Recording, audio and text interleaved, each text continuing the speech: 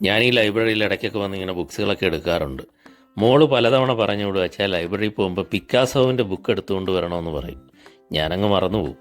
മോൾ അത്യാവശ്യം പടം വരയ്ക്കുന്നൊരു കുട്ടിയാണ്. അതുകൊണ്ട് പിക്കാസോവിൻ്റെ ബുക്ക് എടുത്തുകൊണ്ട് വരണമെന്ന് പറഞ്ഞ് ഞാൻ ഈ പിക്കാസോവിൻ്റെ ബുക്ക് ഇവിടെ എല്ലാം തപ്പി കണ്ടില്ല.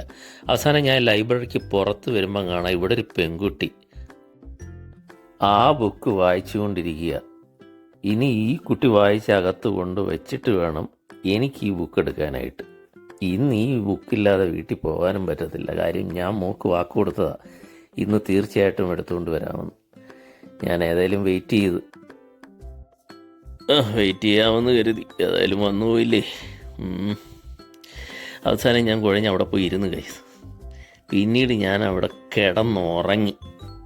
കിടന്നുറങ്ങി എഴുന്നേറ്റിട്ട് നോക്കുമ്പോഴും കാണാം ഈ കുട്ടി ഇങ്ങനെ തകർത്ത് വായിച്ചുകൊണ്ടിരിക്കുക.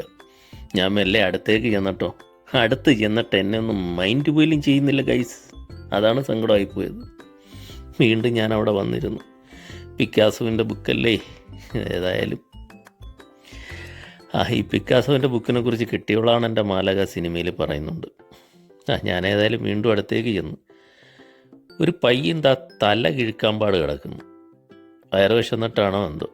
വണ്ടിയിൽ കാറ്റൊക്കെ ഉണ്ടോ? എങ്ങനെ വീട്ടിൽ പോകും വായിച്ച് തീർന്നിട്ട്? ഏതായാലും ഞാൻ വെയിറ്റ് ചെയ്ത് കുഴഞ്ഞു ഗൈസ്. ബൈ ഗൈസ്, ഞാൻ പോകും.